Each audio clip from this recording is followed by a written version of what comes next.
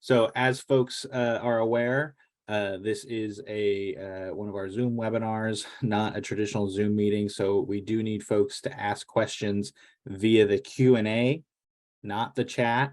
If you have a comment, want to say, hey, thanks bargaining team, or whatever you may want to say, feel free to drop that in the chat. If it's a comment, if you're asking a question, you'll see the Q&A function. Please put it in there. This will list out all the questions for us, and we will either answer them in writing for folks to see, or we'll actually answer them live as we've done on other calls.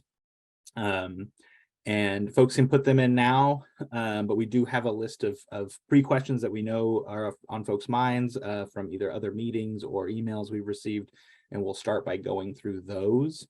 But we'll get to those in a second. We want to give folks just kind of a current state of the table and whatnot. But let's actually start with introductions. My name is Ross Grammy. I am the program manager for Local 328 and one of our staff members here. And I will kick it to Michael Stewart. Michael, you're muted. Any host who's on mute, just remember. Somebody had to be the first. So might as well be the first person that's supposed to talk. My name is Michael Stewart. I'm president of the local. I've been with OHSU for 18 years. I'm a medical assistant in internal medicine. I'll go ahead and shift it to Jenny. Hi, my name is Jenny Olson. I'm the secretary of the local, and I'm on the bargaining team. I'm a grants and contracts administrator in the Office of Proposal and Award Management, and I've been at OHSU for about 8 years now. I will kick it over to Katie.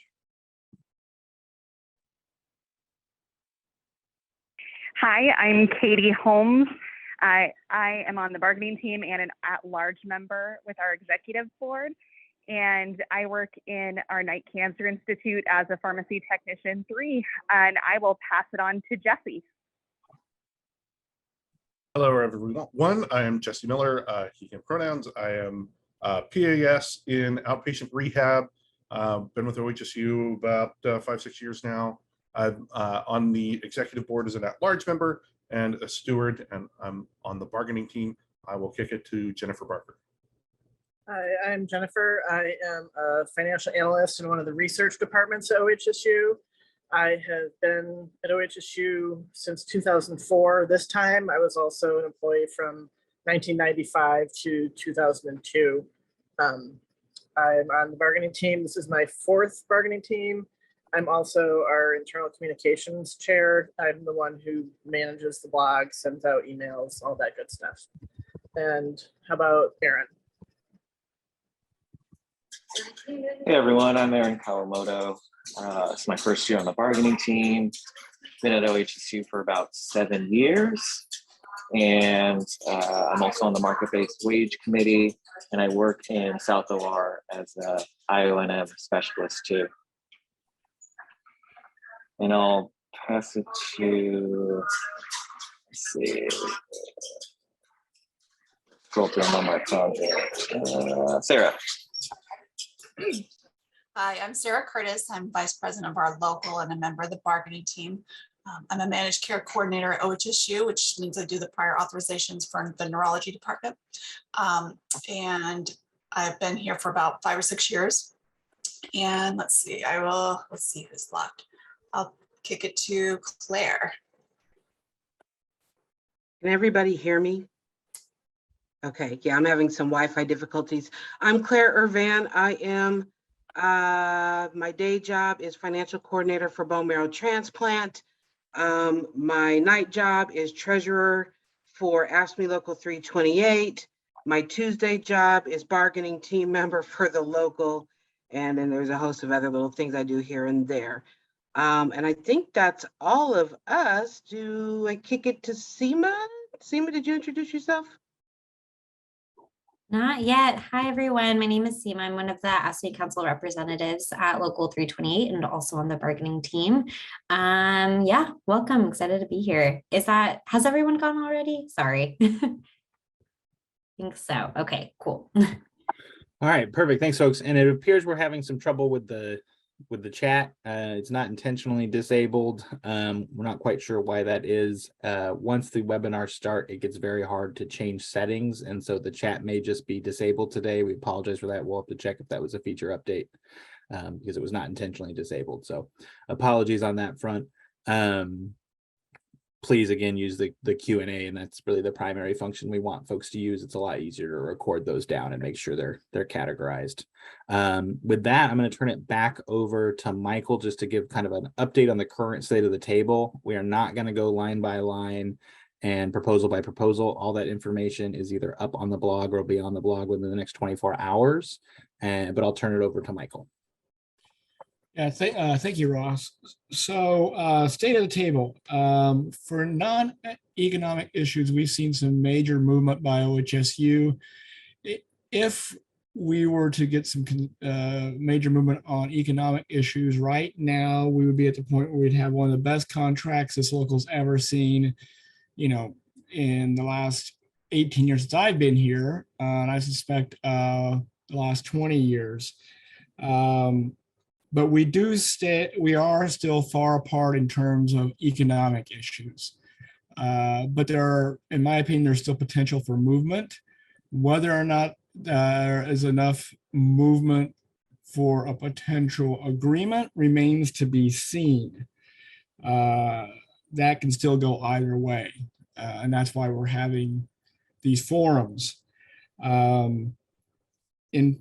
Our team remains committed to the process, but we know that strikes are serious business. We would only commit to a strike if it were absolutely necessary, and if we were going to get some significant economic gains out of it. We would never commit to a strike or ask for a strike if it were just for procedural issues or something of that nature.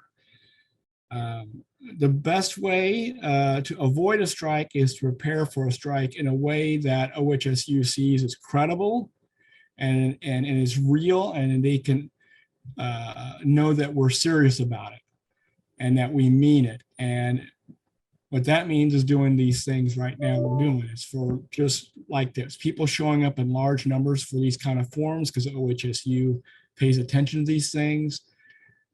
Commenting on the blog like you guys have been, showing up for the pickets that we've been having. All those things show OHSU that you're serious and that we mean it when we say we want significant economic movement on their part. And staying informed. And the best way to stay informed is to go to our webpage and to click on the yellow bar at the top. And Jennifer is constantly updating that page, sometimes more than once in a day. And if you click on the yellow bar, you're going to get all the information you ever wanted to know about those things. But I think that is pretty much covers it all at this time. All right, thank you, Michael. Any other bargaining team want to chime in on that before we jump to the basic strike facts? I can quickly say that they moved significantly on our diversity, equity, and inclusion language. So that's one of the aspects of the contract that's going to end up being a huge win for us. I think we've got a little bit to go back and forth to get to finalize it, but that's very, very close. And that was something that we were really worried they weren't going to move on. So like Michael said, this is going to be a great contract given that we get good financials out of it. Thanks, Jesse. All right, so like I said, we're going to jump into some basic strike facts and questions. These are questions that we've either received from members or that we just know folks traditionally have in these settings. So we're going to go through these. If it sparks more thoughts for you, if it sparks further questions for you, please use the Q&A.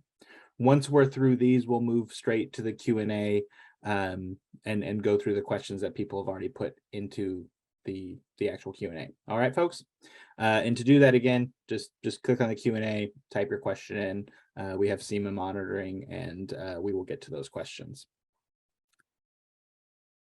All right, so the first question is what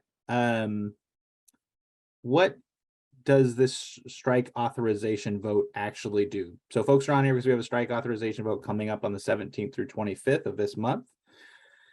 Who from the bargaining team wants to talk about what a strike authorization vote actually does?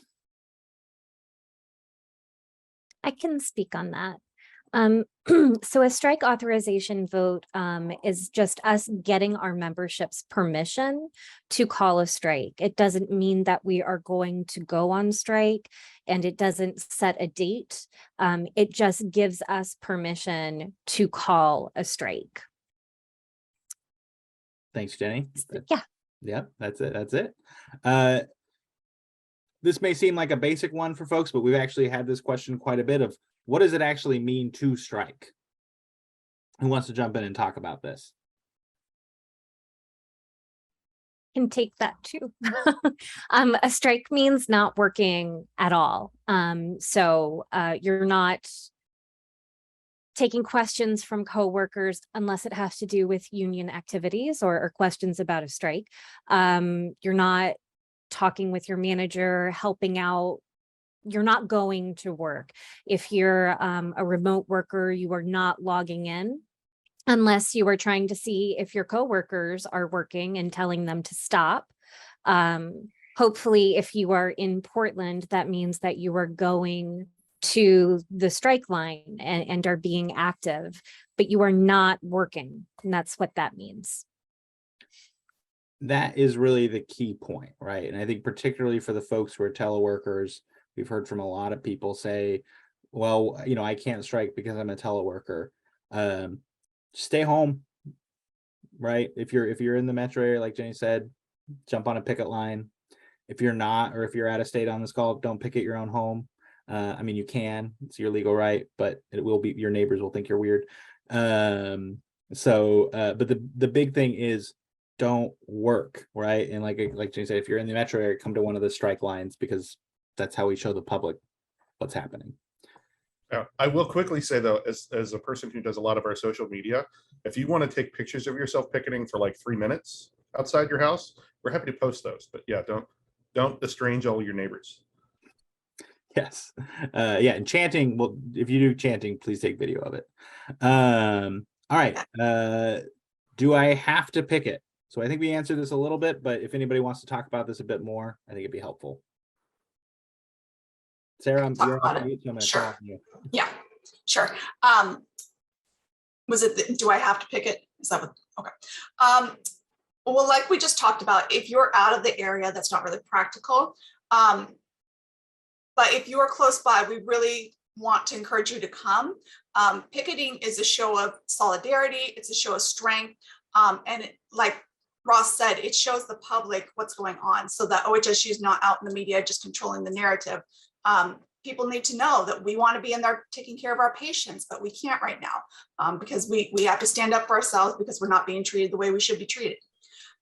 So picketing is really that public declaration that we are together in this and that we are going to stand together until we get a good contract, until we get a resolution. So do you have to? No. If you're able to at all, any effort we can make towards, showing that solidarity will get us that much closer to getting it over with for everyone. And I'd like to add to that real briefly, if I could. We know that OHSU often only responds to one thing, and that's having their reputation called into question in the public. And we know that in 2019, what really caused them to move was that huge picket of 1,700 people walking down Sam Jackson and making a ruckus.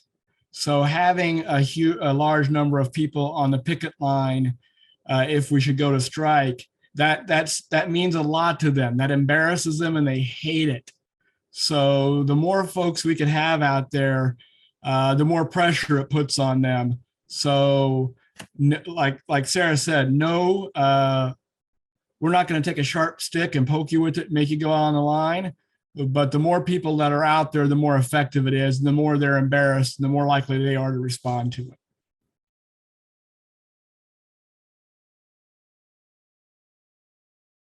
This time it was on me on mute. My kid was screaming in the background, so I want to make sure folks didn't hear it. This is a big one that we often get, and that is there's a 3-part question. The answer is all the same. Do we get paid when we're on strike? And can we use vacation or sick leave when we're on strike? I could take another. So full disclosure, I haven't actually been on a strike before, like probably close to, if not everyone here. But no, we don't get paid while we're on strike, and we cannot use our accruals during that time. We'll talk a little bit later about some options. We do have a hardship fund for certain circumstances. But yeah, your general paycheck is not guaranteed, will not come in a strike, unfortunately. And a couple caveats to that, we've had people ask if I'm on FEMLA, what does that mean? Well, you're on FEMLA, you're on protected leave.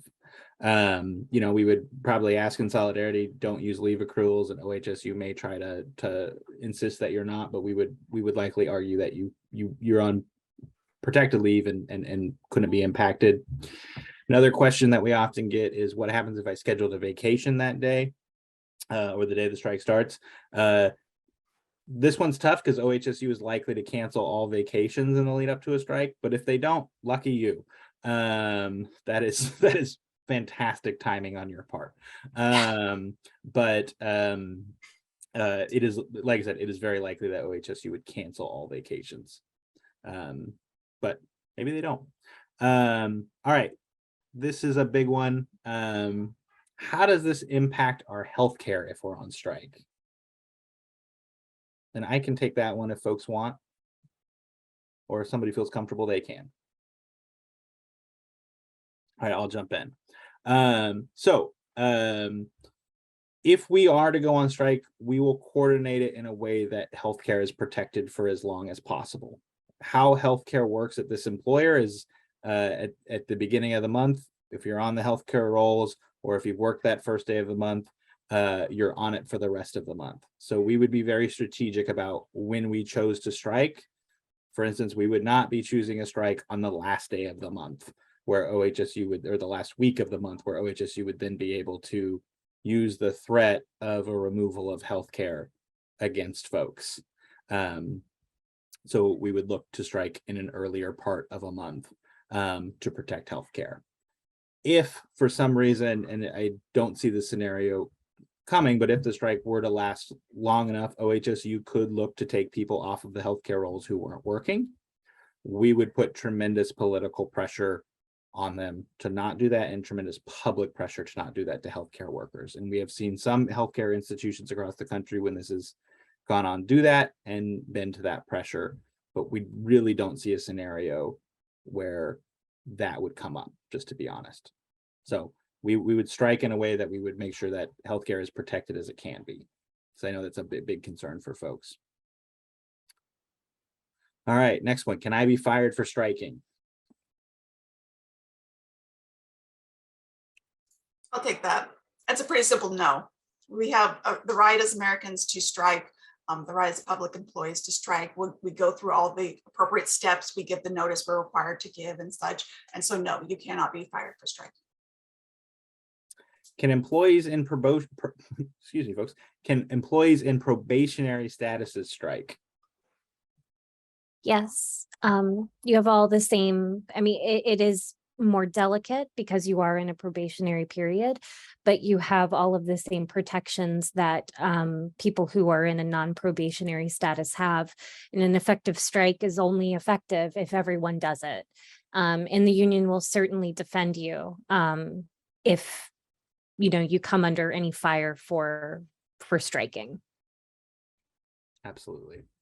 Talking about the vote a little bit, can non-members vote in the strike vote? I'll take that. No. Yeah. No, and you should become a member now if you're not. You can go to our website and register because you can't vote. Jesse, go ahead. Yeah, I'd like to add another wrinkle to that. We've seen that there's some mailers going out from our old friends at the Freedom Foundation. They are, if you're not familiar, they're a Koch brothers funded group that just does its best to union bust wherever they can. And we haven't seen anything from them in a while, but we started to make the news because we are going into, sensitive contract negotiations. So we're back on the radar. So they're sending people stuff, trying to trick them into dropping their membership. This is literally the worst time to drop your membership. It's the best time to be a member and the worst time to not be, because you won't be able to vote whether we go on strike or not. You won't be able to vote whether we ratify this contract or not. And if we do go on strike, you won't have some access to some of the same assistance that members will. So encourage you that if you're on the fence, this is the right time to be a member, even if it's not something that you're normally inclined to do. And can a non-member strike? Yes. And you should. Yeah.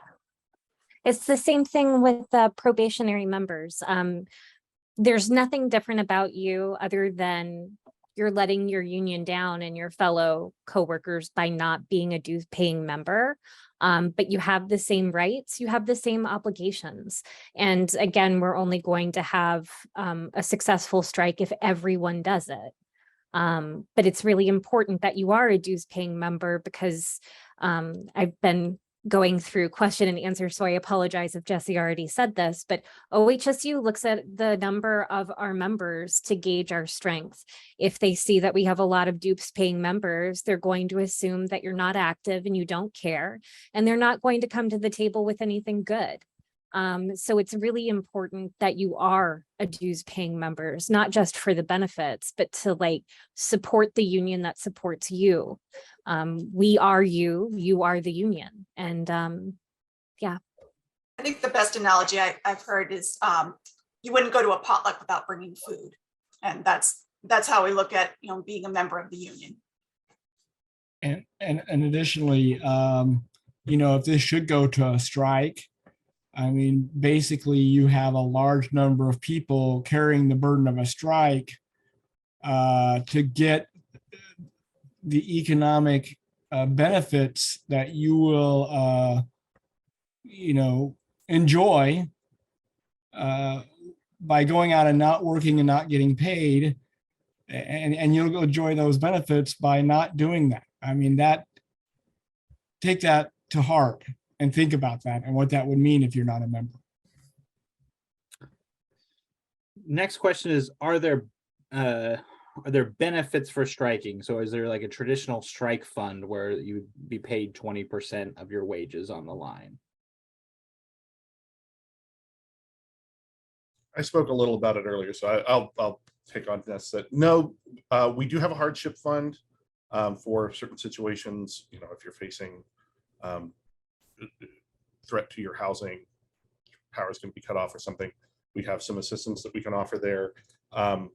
But I'll also say that a lot of other unions, we chip in when we see other unions are going on strike. A lot of other unions are going to try to chip in and help us out too. So we don't have the resources, because I think we have 7,500 people, 7,600 that we're covering. We just don't have the resources to pay everyone out something. We'd be out of money in a day, right?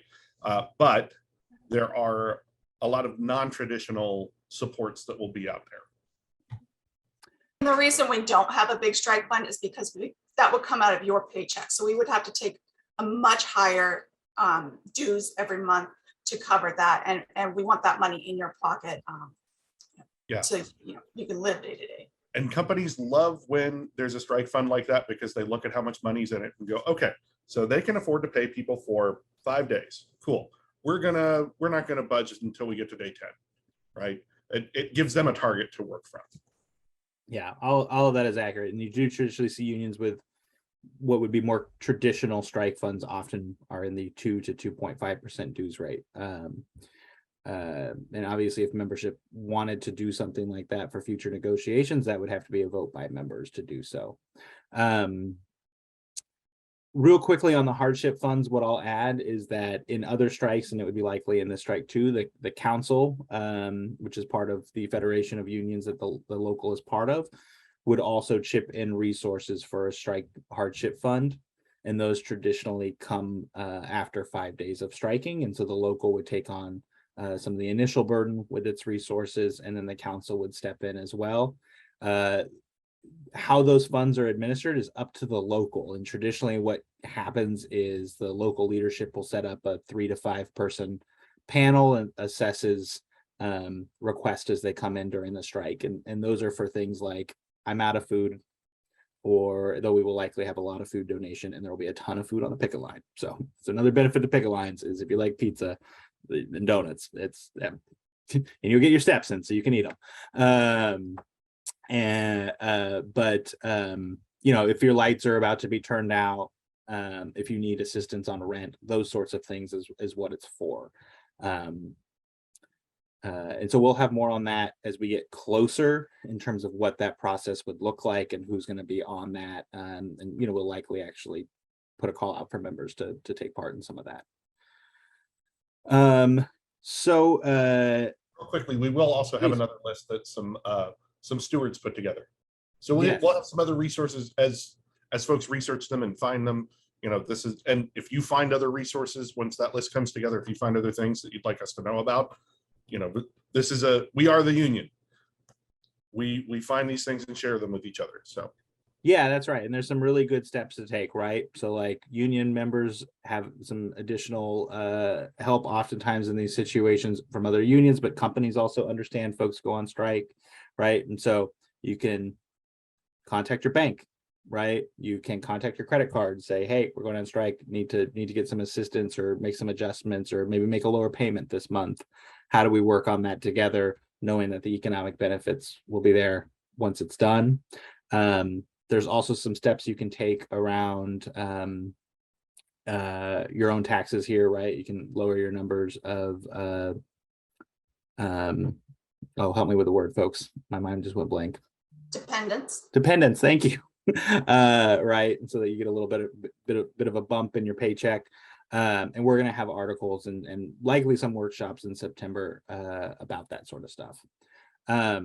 All right, so last question that we have, and there's undoubtedly many more, and we've got about 40 to try to get through in the Q&A. And that is, so what happens if we have a TA and it gets a tentative agreement and it gets voted down by the members? And we bring this up because this just happened with the nurses at Providence. So if there's a settlement where members end up, or the bargaining team brings a settlement to members and members vote it down, what's the kind of process there? And we don't expect that to happen, but we want to give folks as much information as possible.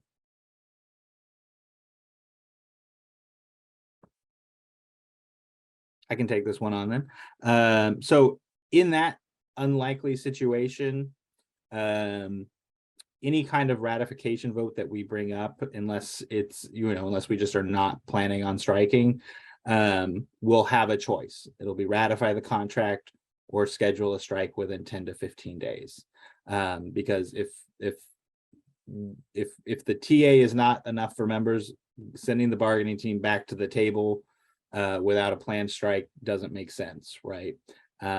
Again, we do not expect that to happen, but it just happened to one of the nurses unions, and we just want to ID that for folks. So, you know, we will likely have a choice on our ratification that sets a tentative date for a strike. To strike as hospital and as public employees, we have to give the employer a 10-day notice, and so it would accommodate a timeline that would work for that. But we just wanted to make sure folks were aware of that. Ross, I just want to be sure. At one point, we had a hand raised. Oh, thank you. Sorry. Yeah. So for folks who are raising their hands, we have 323 folks on the call. We just do not have the capacity to open it up to individual questions, and that is why we have the Q&A. So if you do have a question, comment, thoughts, please put it in the Q&A. We just don't have the capacity to be opening up the mics with a group this big. For some of the smaller or more focused forums, we have done meetings with more free flow exchange, but with a large group like this, it isn't practical. So I apologize for folks who they have, and I apologize that you waited, but please do put your comment, question, or thoughts into the chat. Or into the Q&A. The chat's disabled. All right, so we've got lots of questions answered in writing from folks, but these are some of the good ones that we want to answer live. So the first question, what I'm going to do is just read them out. And if folks want to jump in and answer them, we'll go from there. What percentage of folks need to vote yes to strike for it to go through?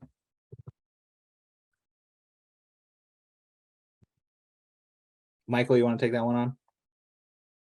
You're on mute, sir. As I recall, it's 60% for it to be ratified. For it to go through. So It's 60% of the members who are voting, or Correct. 60% of our members have to vote yes. So Correct. it's not, if we had all of our members vote, all of our dues paying members vote, and 55% or 50% plus one voted to strike, it wouldn't be authorized. If we had 20% of our members voting, and they all voted yes, that also wouldn't reach the threshold. So it has to be 60% of our membership has to cast a yes vote. Yes. And I'll just add for folks, traditionally, when you're looking at strike voting, if these are not 50+1 situations, right? If 60% vote and it's 51-49, there is, I don't see scenarios where there's a strike in that situation. Traditionally, if you want to really impact the employer, you need to be up above 80%, and that's the low end of what you need to be at. And so when we traditionally do strike votes and see strike votes, and then folks go on strike, those strike votes are usually in the 80s and 90s, and usually in the high 80s and high 90s, to be honest. The last strike vote I took or helped put on as a rep, we had, it was a very small unit, but it was 33-1, right? That told us that group would be going out on strike. So while it's technically could be called, it's just not a wise strategic move. All right. If we vote yes on a strike, is there a predetermined number of days notice we have to give OHSU? I'll just take this one because it's very simple. It's 10-day notice. We have to give the employer a 10-day notice to strike, both as public employees, but also in private sector healthcare. It's the same thing. And that is so that the hospital can make accommodations with other hospitals in terms of where patient flow goes. And frankly, it gives the hospitals an advantage to try to pull in scabs, right? And that's written into the law because the law often favors the bosses, not you. So that's just the reality. All right, next question. Can we use unemployment while on strike? Just like on vacation accruals, sick time, unless you're already Short-term disabilities, no. Yeah. Unfortunately, it's just unpaid. Yeah. We will do everything we can to avoid a strike. And if we do strike, we're going to try and make it as short as possible because we very much are aware of the impacts of this on our members. Yeah. If everybody goes on strike, we have a very good chance of it ending very early. Our group is so huge and it is so diverse that if every single one of us were to not show up for work, operations at OHSU would cease to happen. So if everyone went on strike, they cannot operate their business, period. I don't know this for sure, but I feel fairly confident that, the strike would be over within a couple of hours. And that is why it's really important for everyone to be on board. Because if we act decisively and in solidarity, it will be short. And I think it's also, it shows that we mean it. If we're willing to go out there and not be paid, and I know I need my paycheck, but if I'm willing to go out there and not be paid to demand a better contract, they know we mean that. Absolutely. This is a great question. It says, I know you have said in the past that you would time a strike so it didn't affect our medical insurance, but how can you confirm any strike won't go into the next month where we would lose our insurance? And Jenny, you would like to answer that question, so go ahead. Yeah. we can't. The only way that we can confirm that is if we do go on strike, like I said, everyone participates.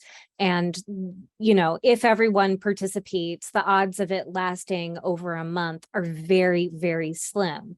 But that is the truth. We don't know how long it is going to be, and we can't guarantee everything. But that's why it's important for us to be decisive and act together. And there are a lot of positions they just can't scab for. They can't.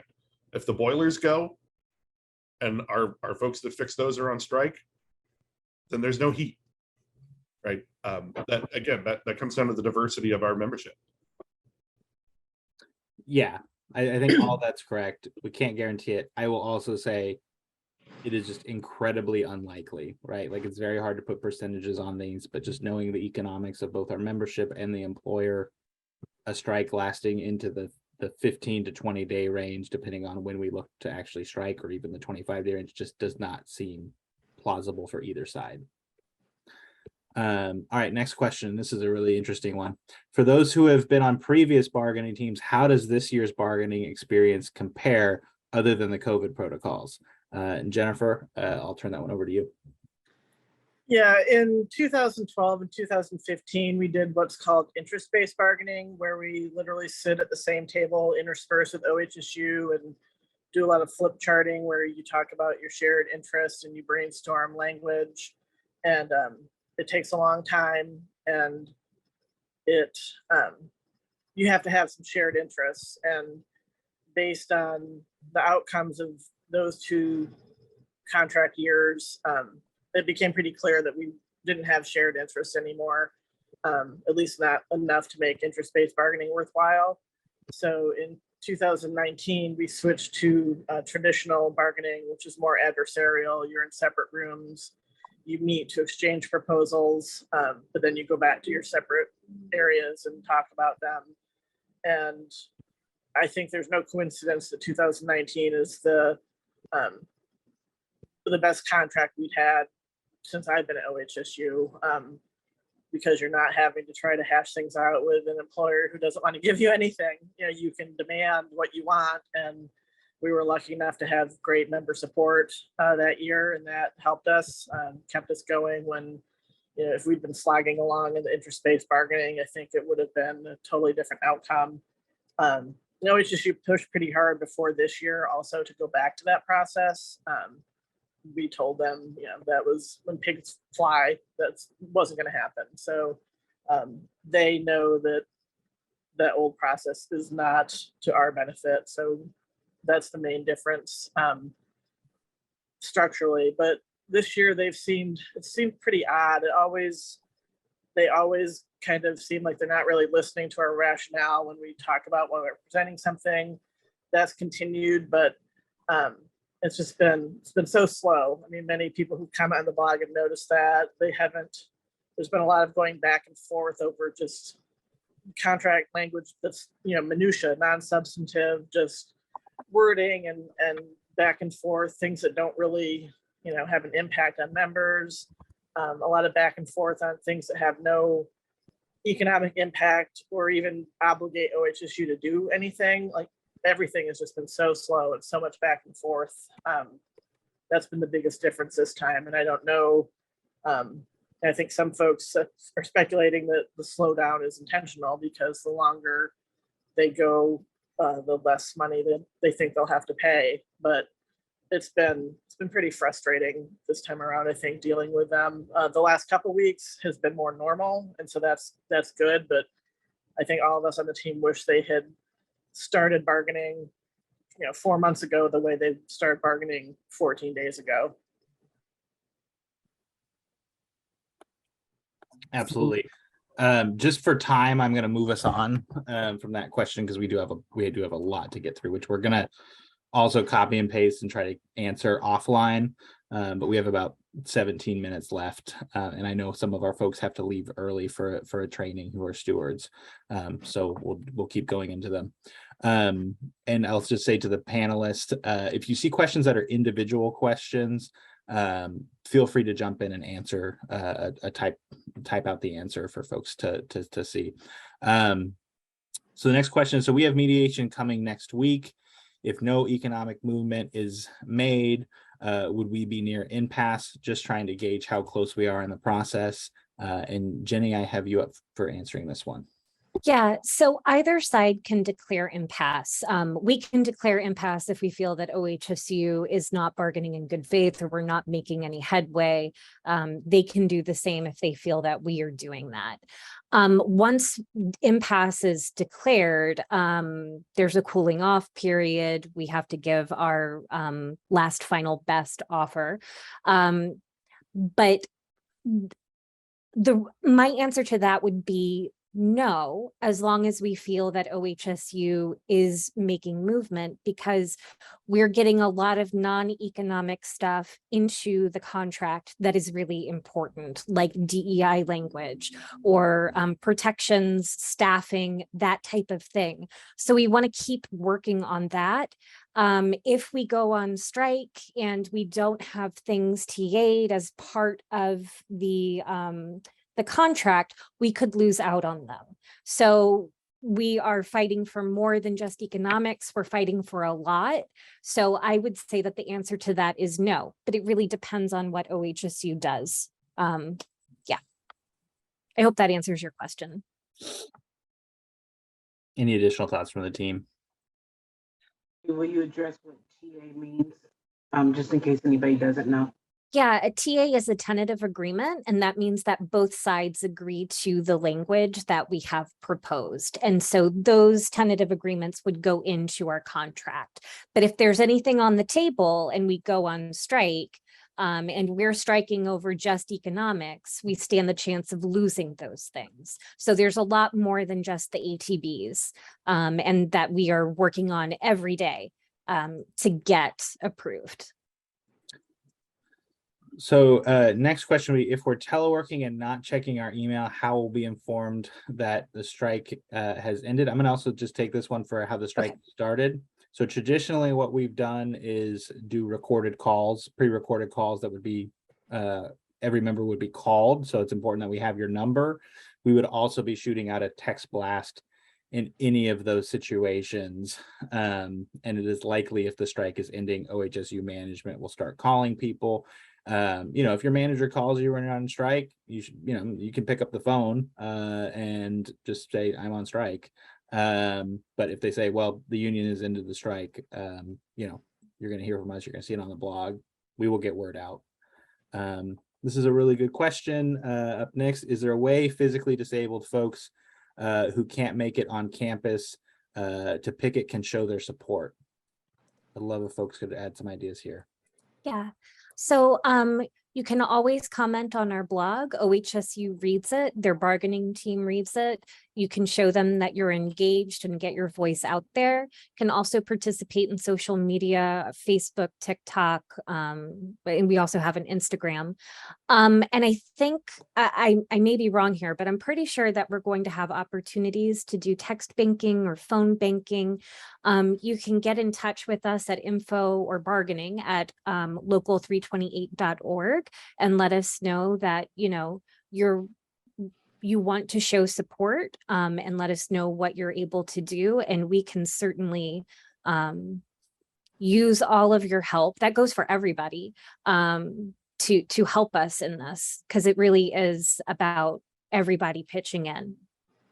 Yeah, and I'll say, I sort of joked before about you can pick at your house if you want to, but the pictures of folks being I'm at home on strike, if you're comfortable sharing photos of yourself, we'll enjoy showing those and again commenting and such. But I'm sure we'll have, if we go on strike, we will have loads of pictures and videos and such going up about how things are going, and that'll be a portion of it. Absolutely. And we had another question in the chat as well around, will there be multiple locations in terms of striking? And in all likelihood, there would be. I do think there's scenarios where we may ask folks to come to a certain location, likely campus or waterfront, for a specific event or rally during it.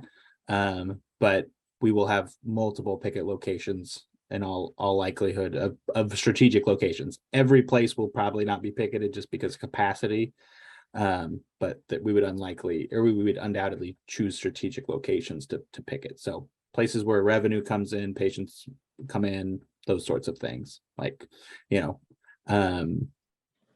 even some in terms of like warehouses and docks and stuff like that, where critical supplies come in, so that we can make sure our fellow union vendors are not crossing the picket line as well.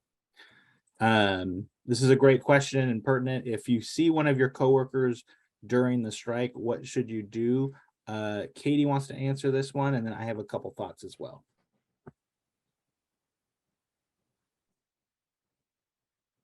Okay, so can you guys hear me okay? Awesome. So if you see one of your coworkers going into work, first I'd say don't harass them too much.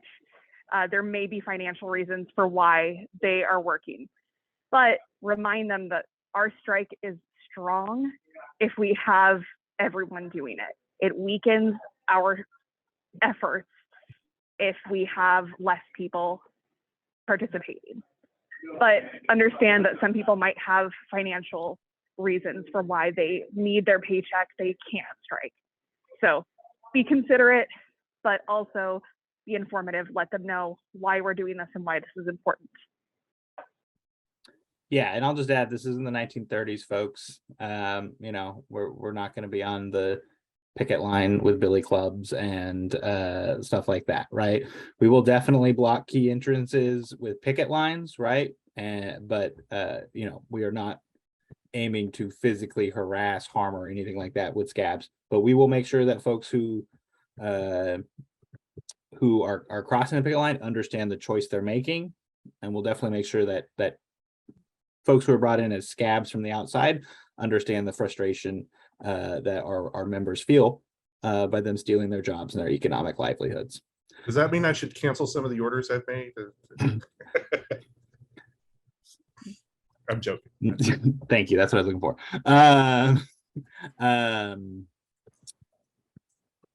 Next question is, can we give patients a heads up that we may have to strike? Seems like it would help if patients are aware and can know to direct frustrations at OHSU. Katie, you also wanted to take this one.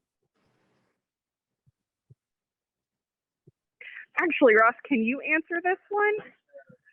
Yeah, absolutely. I think there's probably some legality if we're not sharing this information with patients, but I thought you might be able to speak better to this. Yeah, so I think it's a tough one, right? Like, I think if a patient asks you, you should be honest with them.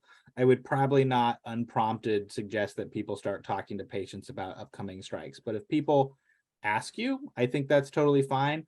I will also say there are really creative ways in the 21st century to make sure that message gets to patients, right? There are social media applications where we can geofence the hospital's key locations, and every single person who goes in there and opens up Facebook or Instagram could get a message that says, in 3 days, all of these members are going to be striking, and hopefully your visit goes okay if they do. So there are ways that we can make sure the patients get the word out. I will also say the media will start covering this in a much more dedicated way once the strike vote is determined. But like I said, we've done this before as an institution. I can tell you, working comms on the Lane County strike, we geofenced certain areas of the community that we knew the strike would be more impactful for, including the boss's home neighborhoods, just to make sure that word got out about who was responsible and what was going on. So we will get word out. But yeah, I would not unprompted say to a patient, hey, we're striking. But I think if they ask you, you have every right to just be honest with it. So we had a question about folks who are getting medical services at OHSU at the same time as striking. I'm going to move through these ones fairly quick because we only have a few minutes left. If you have medical services, get your medical services done. That being said, think about whether you want at the time scabs to do your medical services, because the obvious reasons. But if you have to get medical services at OHSU, just let folks on the picket line know that that's what you're doing. This is the West Coast. This is Portland. you know, people are pretty nice. I don't think you're going to get screamed at for going to a medical appointment. But I would say, Shirt, though. what's that? Wear your union shirt to your appointment. Yes. And make sure that the scabs are qualified that are giving you services. Another question, since salaried don't clock in, how does OHS know you're striking aside from not working? Do you notify them, since salaried employees get paid regardless of clocking in? I'm curious, is there some sort of protocol so they know? It's a really good question. The main way they're not going to know is by you not showing up, and you have no obligation to inform your boss that you're striking. The union's notification of the strike starting at X time does that for you. In terms of how OHSU pays you, there's not going to pay you. And if there are other salaried folks on here, or if anyone wants to add anything to that, feel free. All right, if everyone listening now committed to taking one action after this forum, what would you want that action to be? That's a great question. I'm going to open that up to whoever from the bargaining team wants to take it. Just be mindful, we've got about 6 minutes left. Talk to your coworkers, and that's not just the coworkers in your department. We interface with people in various departments every single day. Have those conversations. Are they aware? Are they understanding where things are at in bargaining? Do they know the ramifications of what's on the line? Do they know how to access us on social media if they're on social media? If you're on social media, like, share it on your own pages. Twitter, Facebook, IG, TikTok. We've got great TikTok videos that people even outside of our union absolutely love. I am amazed at how many random people realize I'm in Local 328 and are like, we love your TikTok videos. I'm like, yeah, no idea who you are, but you rock. That's cool. So, you know, share those things and talk, communicate. That would be the biggest thing I would say anybody can do, and it doesn't cost you to do it.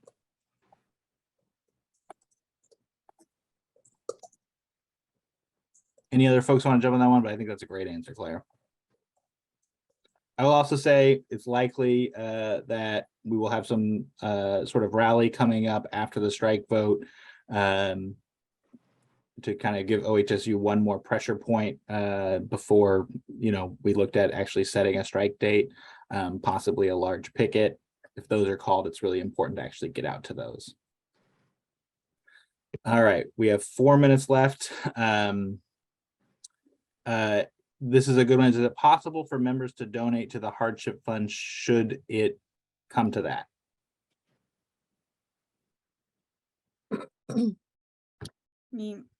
Go ahead, Kate.